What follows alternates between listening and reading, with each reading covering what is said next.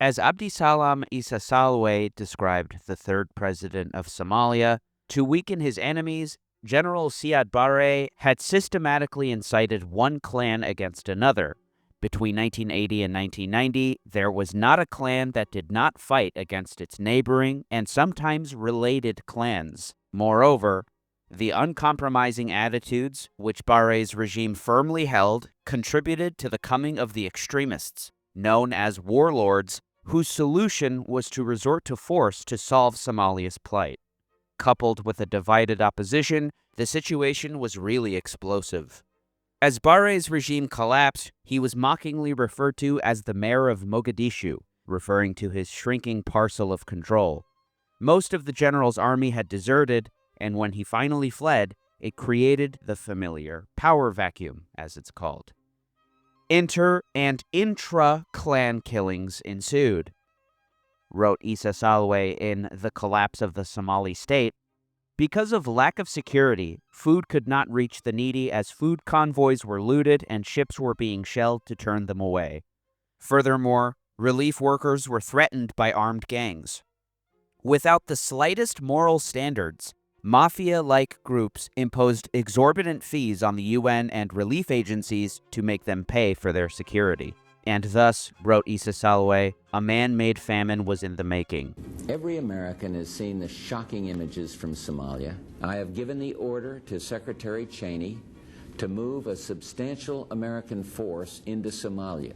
These and other American forces will assist in Operation Restore Hope. Though this was in the last weeks of the Bush administration, Bill Clinton would be sworn in January of 1991. In May, with both the violence and famine waning, the U.S. withdrew most of its troops. Somalia was then turned over to UN troops as part of United Nations Operation in Somalia, or UNISOM II. Eager to maintain the Americans' enthusiasm, wrote the Washington Post in 2000, the United Nations named retired U.S. Navy Admiral Jonathan Howe, who had been President Bush's Deputy National Security Advisor, as its senior representative in Somalia. Issa Salwe observes this was no ordinary peacekeeping mission. The UN troops at this time had been given the role of peace enforcement under the enforcement provisions of Chapter 7 of the UN Charter, which called for further use of force to maintain peace throughout this fractious country and the disarming and demobilization of all armed groups.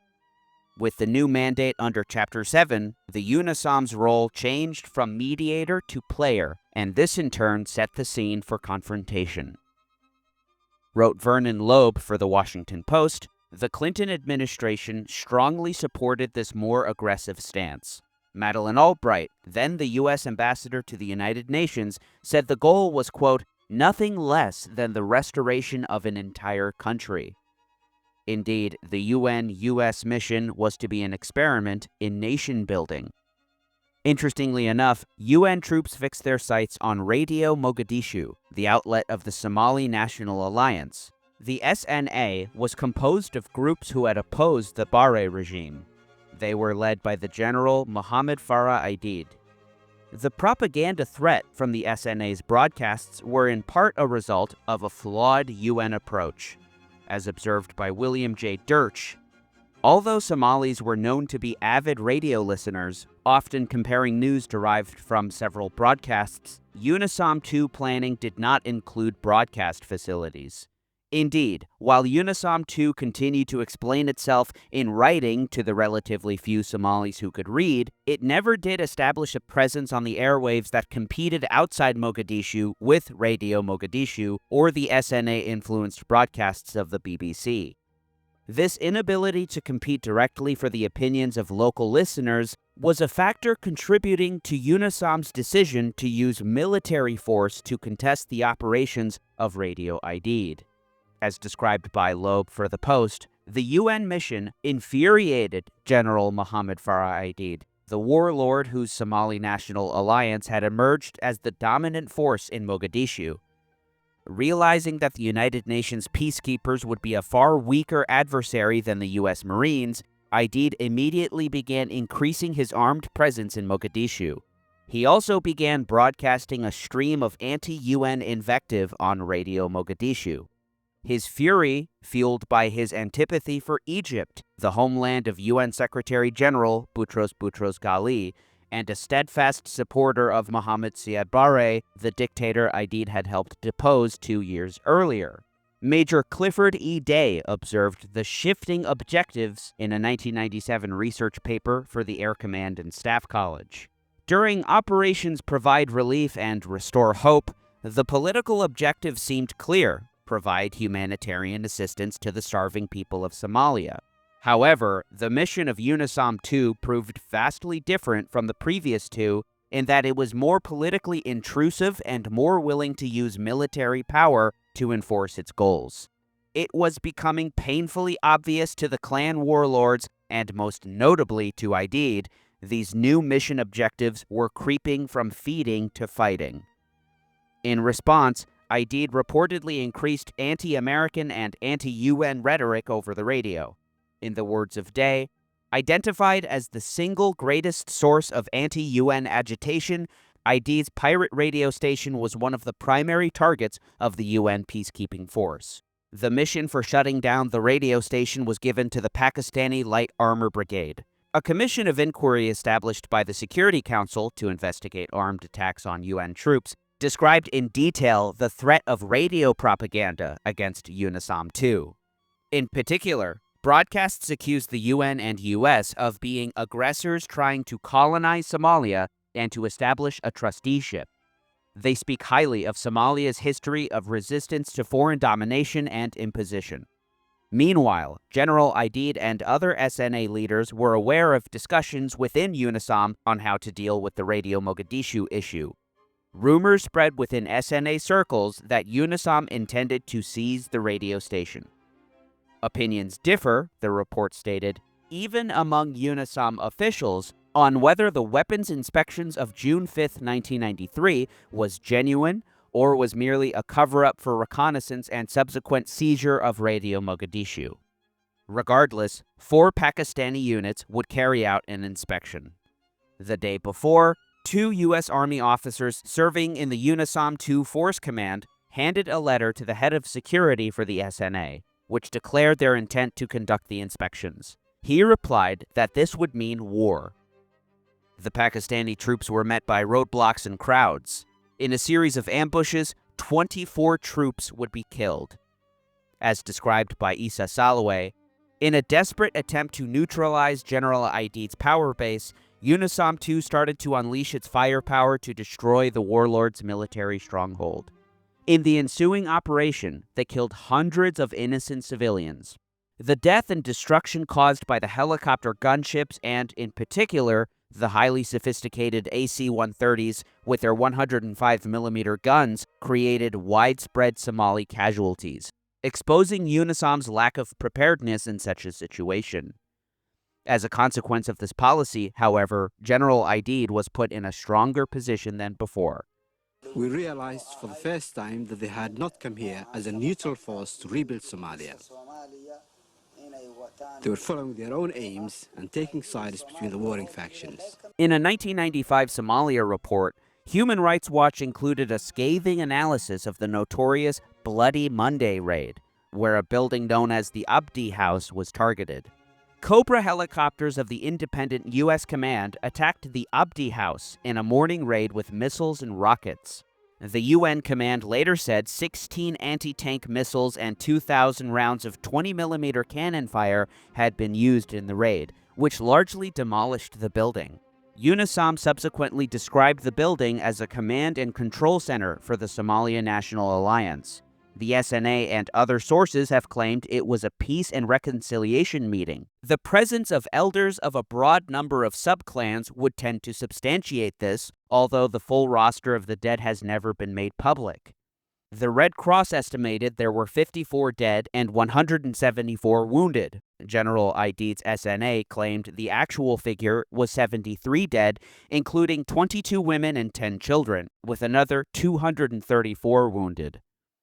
In addition to having been a violation of human rights and humanitarian law, concluded Human Rights Watch, The attack on the Abdi House was a terrible political mistake. Widely regarded as having claimed overwhelmingly civilian victims, among them advocates of reconciliation, the Abdi House attack became a symbol of the UN's loss of direction in Somalia. From humanitarian champion, the UN was itself in the dock for what to the casual observer looked like mass murder.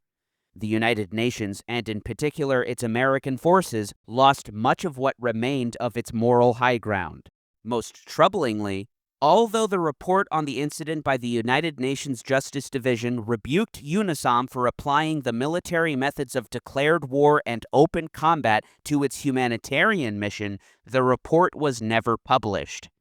As similarly concluded in a monograph for the School of Advanced Military Studies at the U.S. Army's Command and General Staff College. The author, Major Roger Sangvik of Military Intelligence, observed, "Instead of destroying ID's organization, it greatly strengthened it." Klan moderates and intellectuals who had supported a negotiated settlement with UNISOM II were now firmly behind ID'd against UNISOM II. The result was that all these people, whether they'd been moderates or liberals or radicals before the meeting, all became radicals when it was over. The second thing that happened, which is a profound turnaround, was that public opinion in general in Somalia swung firmly behind Adid. People from other clans, from way outside Mogadishu, began coming into the city to join Adid's fighters. Adid's clan unified behind him. The situation became much worse after that. In response, wrote Dirch, the SNA escalated its attacks on the UN, targeting Americans in particular. Mortars, first used on the 6th of July, were used extensively starting in early August. Use of command-detonated anti-vehicle mines also started in early August. On August 8th, one of these killed 4 U.S. soldiers. Just one day after the Black Monday raid, Pakistani troops opened fire on a crowd of Somalis, killing 20. Apparently not the only such incident. On the 17th, the UN mission in Somalia issued an arrest warrant for Aidid. Howe made wanted posters announcing a $25,000 bounty on his head. The UN resolution meant that Mohammed Aidid became a wanted man with a price on his head. I think that the resolution to declare Aidid a criminal, first of all, I think it was ridiculous. Second of all, I think you were no longer in peace enforcement or peacekeeping. I mean, you were now in a counterinsurgency operation or in some form of war. But despite numerous attempts to apprehend him, he remained on the run. Spearheading these attempts was an American military force codenamed Task Force Ranger, including some 400 Army Rangers and Delta Force commandos, and 16 helicopters. Their mission would be codenamed Gothic Serpent. In a pointed critique of Task Force Ranger, Day argued, "If the mission of UNISOM II seemed far-fetched, then the mission of Task Force Ranger bordered on the absurd. The overall mission of the U.S. in Somalia had gone from feeding to fighting, and then to direct action against Aidid. And despite their technological superiority, they faced critical intelligence challenges. As described by Day, the U.S. military has the capability to launch strategic nuclear weapons at targets across the globe, and to tell the difference between actual and fabricated Scud launchers from thousands of miles in space. However, the Defense Department's myriad of billion-dollar technical intelligence equipment proved totally useless in Somalia with regard to the hunt for Aidid. Intelligence is the key to any operation, and the basic intelligence in military operations other than war is provided by human intelligence. According to Clayton K.S. Chun of the U.S. Army War College, the Americans had a hard time recruiting spies. Task Force Ranger could rely on signals intelligence, aerial surveillance by helicopters and aircraft, satellites, and ground patrols. The only problem was human intelligence. Breaking into tightly controlled clans and getting precise information on Aidid's whereabouts, especially while he stayed underground, was difficult. Right away, the Rangers' jobs were made harder with the loss of the most important intelligence asset. According to Loeb in the Post, the agency's primary asset, as paid informants are known in CIA parlance, was a minor subclan leader from North Mogadishu left over from before the U.S. government pulled out in 1991. As warlords went, he controlled maybe 400 men, which was laughable in the face of Aidid's thousands. But the warlord was valuable given the lack of alternatives. The warlord, however, would not be taking part. The CIA's prize asset shot himself in the head playing Russian roulette the night before the full Delta Task Force was due to arrive.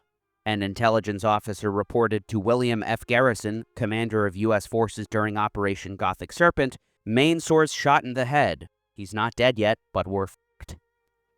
Their strategy was to conduct raids in an attempt to find and capture Aidid. In their first raid, Delta Force commandos roped down from helicopters onto a house and arrested the occupants, who turned out to be UN aid workers. It was an embarrassing debut that blew their tactical surprise. Indeed, tactical surprise had been lost in two ways, Day argued. General Garrison knew he had lost strategic surprise when the UN and Howe told Aidid he was a wanted man. But now, Task Force Ranger had lost operational surprise with this failed raid. Everybody now knew they were in Mogadishu and why they were there. In order to evade capture, Aidid reportedly moved every 2 hours, wore disguises, and slept at different locations every night. Task Force Ranger would conduct 6 more unsuccessful raids, and Aidid wasn't at any of them. The story of the ill-fated manhunt was told in a number of articles for the Washington Post. One 2-part series by Rick Atkinson, a few months after the battle, is particularly revealing. Each mission was built around a basic template. Delta commandos would storm the target building, Rangers would ring the target for security, helicopters would loiter overhead to control crowds and provide fire as needed. As a result, despite attempts to vary the missions, a pattern had been established before October 3rd. The article quotes an SNA commander, one Colonel Ali Aden, who observed, "If you use one tactic twice, you should not use it a third time." And the Americans already had done basically the same thing 6 times. The article additionally quotes Bill Garrison himself, who observed, "You can have all the grand theories about warfare that you want, but ultimately there are 4 options. Up the middle, up the left, up the right, or don't go." Though, as concluded by Sangvik regarding the fateful battle, calling off the mission entirely would have resulted in the highest level of success. The behavior of Task Force Ranger and their CENTCOM commanders can be characterized as a mix of overconfidence and underestimation of the SNA and Aidid's capabilities. As observed by Day, Aidid was not the type of individual the US and UN made him out to be, having trained extensively at Soviet and Italian military schools. Aidid knew military tactics and was an expert at urban guerrilla warfare. Knowing this, Task Force Ranger leadership might have thought twice before attempting the ill-fated October 3rd raid, using the same tactics as the previous raids and in broad daylight. Indeed, Chun shows how Aidid adapted his approach. Aidid experimented with ways to attract and destroy American helicopters. One scheme was to conduct mortar attacks to hit UN and other targets. Somali fire harassed Americans, but it also served to lure helicopters to an area where the SNA could engage them with ground fire and RPGs. Additionally, Aidid supporters experimented with fuse-modified RPGs and shot down a Black Hawk on September 25th. The RPG exploded in the cabin and killed 3 crew members, but the other helicopter pilots believed it was a lucky shot. Indeed, a Black Hawk had been downed just days before the story told by the eponymous movie. But Task Force Ranger did not heed this warning, evident in the words of Captain James Lechner, their fire support officer. "I rashly believed, based upon enemy proficiency and the capabilities of our pilots and aircraft, that we were relatively impervious to ground fire. I maintained this belief even after the Black Hawk was shot down in September." The October 3rd raid was not only the 7th of its kind, in broad daylight, it was also deep inside SNA territory. On the day of, Lieutenant General Tom Montgomery, Deputy Military Commander of UNISOM II, informed Garrison of the target location. "That's really Indian country. That's a bad place." At around 3:40 p.m. on October 3rd, "Hey everyone, GDF here. Just want to thank everyone who has subscribed, become a patron, and donated. I wouldn't be able to devote as much time as I do without you all. If you want to watch exclusive content and join the Discord server, become a patron now." 4 MH-6 Little Birds descended onto the streets surrounding the Olympic Hotel. Delta troops rushed into the building, and Rangers fast-roped from their UH-60 Blackhawks, taking positions around the building. The Delta troops slapped flex cuffs on 24 Somalis, taking them prisoner, and prepared to bring them outside into a 12-vehicle convoy. According to Lieutenant Colonel Danny McKnight, commander of the ground convoy, everything was going fine. We definitely achieved surprise, but when we started to load the detainees, everything changed. In response to the commotion from the Blackhawks and Little Birds, wrote Chun, Somali fighters in organized platoons and squads of 6 or 7 fanned out to buildings, doorways, walled areas, and trees to avoid the helicopters. This raid was a major thrust into the heart of ID territory, so there was no problem getting more fighters to take on the Americans. Aidid shrewdly sought not a tactical victory, but a strategic one.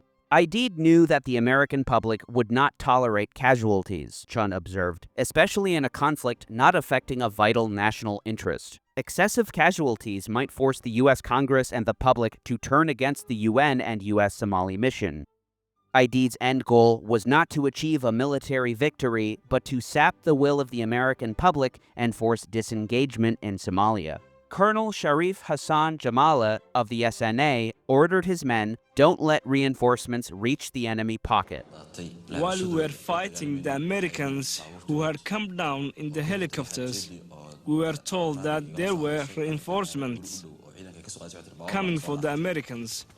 We then immediately started to build barricades to stop the convoys. Colonel Aden instructed officers to organize ambushes along likely reinforcement routes from the U.S. bases. Most militia were poor marksmen, Aden knew, and so he tried to distribute at least one true sharpshooter in each squad. 40 minutes into the assault, with their prisoners captured, a Delta officer radioed, "We're ready to get out of Dodge." But almost immediately, wrote Rick Atkinson, another radio call sent a chill through those listening. From the cockpit of the Blackhawk designated Super 6-1 came a distress call from the pilot. 6-1's going down. The Blackhawk spun uncontrollably and crashed, killing the 2 pilots. The 5 other crew members were all injured. Seeing that get shot down, it was like, wait a minute, it's not supposed to work like this. Loeb describes the chaotic rescue attempts that followed. First, the convoy carrying the prisoners was now directed to the scene of the crash, but on its way to the first crash site, the convoy got lost in Mogadishu's labyrinth streets, blasted at every intersection with machine guns and grenade launchers. About 90 minutes after the first Blackhawk went down, the convoy made its way back to the airstrip without ever reaching the crash site, in line with Jamala's instructions. Nearly half of those on board, 50 U.S. soldiers and their 24 Somali prisoners, had been shot or hit by shrapnel. Atkinson's reporting substantiates the onslaught. Gunfire raked the convoy at every intersection. Somalis sprinted across the street, spraying bullets. One of the fighters scored a direct hit in one of the trucks with an RPG, decapitating the American driver. Meanwhile, wrote Loeb, another convoy had set out to relieve 90 soldiers who were then clustered around the first crash site. But this convoy, too, had to turn back under heavy fire. Regarding this second convoy, returning to Atkinson, fighting for their lives, 100 U.S. soldiers fired nearly 60,000 rounds of ammunition and hundreds of grenades in 30 minutes before retreating. Responding to the crashed Super 6-1, a search and rescue team aboard another Blackhawk, Super 6-8, arrived at the scene of the crash. The search and rescue Blackhawk hovered near the site as 15 soldiers slid down ropes onto Freedom Road. With 2 men still on the ropes, a rocket-propelled grenade hit and all but severed the main rotor blades. The pilot held his hover until the final soldiers were off their ropes, then limped back to the airfield. Super 6-8 had been hit behind the cargo area in the main rotor section, right in the area of the engine. The rotor blades had been hit by shrapnel. When it touched down at the airfield, it was inoperable for the rest of the battle. As for Super 6-1, downed in enemy territory, for the 90 or so U.S. soldiers consolidating near the downed helicopter, Freedom Road and the adjoining alley had become a killing zone. AK-47 bullets flew overhead with a loud pop, punctuated by the red streak and ominous swoosh of rocket-propelled grenades. So many Somalis made their way to the neighborhood that helicopter gunners overhead ignored those with rifles to concentrate on the more lethal rocket-propelled grenade gunners. At 4:40, wrote Sengvik, the Somalis used RPGs to shoot down a third helicopter, Super 64, as it orbited to provide fire support for crash site number 1. There were now 2 helicopters downed in enemy territory. As highlighted by Atkinson, Task Force Ranger had barely enough troops to defend 1 site. Covering 2 was impossible. All 4 crewmen apparently survived the second crash. Another Black Hawk, Super 62, touched down near the second crash site, where 2 Delta snipers jumped down in order to support the downed crew members of Super 64. Atkinson wrote of Super 62, which was piloted by one Michael Gafina, 10 minutes later, a rocket-propelled grenade smashed into the right side of Gafina's helicopter, knocking his co-pilot unconscious and shearing away the leg of a third Delta sniper manning the door gun. The blast blew out the windshield, ripped through the number 2 engine, and triggered a medley of warning horns and lights in the cockpit. Gafina kept the helicopter airborne long enough to make a crash landing. 5 troops at the Super 64 crash site, including the 2 Delta snipers who joined them, were overrun by the fighters and crowds. One, Michael Durant, was captured and held for 11 days, but not before the SNA fighters used him for a propaganda video. When Task Force Ranger finally arrived at the Super 64 crash site, they found it deserted with only trails of blood. As told by Loeb for the Post, the CIA station chief for Somalia wrote a cable and marked it NIACT Immediate, short for Night Action Required. The heading meant only one thing to desk officers back at Langley: wake people up because something really bad is happening. The cable summed up the night's grim developments in a few terse paragraphs. 2 helicopters down, 6 deaths confirmed, and 90 soldiers trapped near the Bakara market, fighting for their lives. The battle was still raging. As hinted at in the movie, Rangers were convinced that they would be in and out quickly, and didn't bring food, water, night vision equipment, and critically, soldiers were missing armor plates. As told by Chun, since the Rangers would operate in full daylight and return before sunset, none of them packed night vision goggles. Others did not bother to carry any water or rations. Rangers also carried the minimum load of ammunition. Other equipment stayed behind. Because of the heat, anticipated short duration of the mission, and small chance of a firefight, soldiers took out plates from their body armor. On that last point, as noted by Day, the decision was made to go in with only half the body armor, leaving nothing more than their fatigue jackets to protect their backs. As a result, most of the Rangers that were shot in the back either died or received more serious wounds because the front plate not only stopped the projectile from exiting the body, but deflected it back into the body, producing additional injuries. Atkinson's reporting is especially useful for covering an apparently overlooked event during the battle, not told in the movie or in other works. At around 6 p.m., according to his chronology, with a growing number of wounded needing shelter, Rangers and Delta troops occupy several nearby houses, take the residents prisoner, and await reinforcements from the Quick Reaction Force. Expanding on this in detail, Atkinson wrote, seeking shelter from the killing zone and a place to safeguard their wounded, the Americans had occupied 4 houses on Freedom Road. About 20 Somalis were detained in the 4 houses. The wails of terrified children mingled with the moans of wounded soldiers in adjoining rooms. In one house, an orange stucco structure where most of the Delta commandos had sheltered, several shrieking children were locked in a bathroom until the soldiers let them rejoin their mothers. One of those mothers, Fadima Muhammad, would later assert that she and the other women had been handcuffed, a charge denied by the Americans. Colonel Jamala knew where they were and reportedly considered firing on the houses with 60mm mortars. At 9 p.m., a militia officer appeared with 8 men and women, relatives of those held captive in the 4 houses. They begged him not to destroy the houses. "Please don't do this," one man pleaded with Jamala. Jamala scribbled a dispatch to another militia commander, Colonel Hashi Ali, recommending that mortars be held in abeyance except to harass U.S. reinforcements. In effect, the Rangers would be given a chance to escape. For this reporting, the Times had interviewed some 19 Somalis, fighters and civilians living nearby.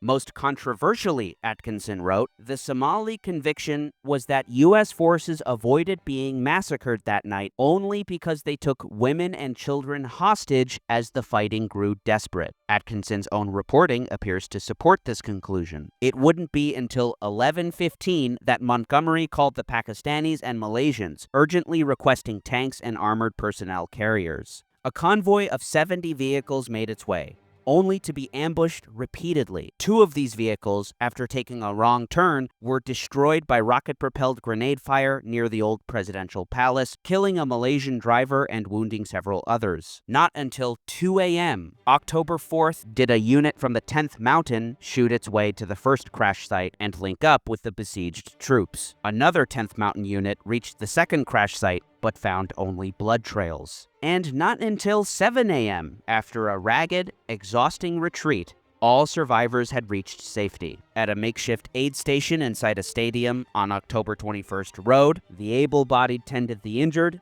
counted the dead, and pondered what had gone wrong. The final tally would include 18 Americans and 1 Malaysian killed, plus 84 Americans and 7 Malaysians wounded. What went wrong was, as Chun points out, from being a raid, the operation had radically changed to an immediate combat rescue. The casualties continued after the raid. 2 days later, on October 6th, a Somali mortar attack on the airfield killed a Task Force Ranger soldier and wounded 16 others. Those were the final casualties of Task Force Ranger's Somali deployment. The force never conducted another raid again.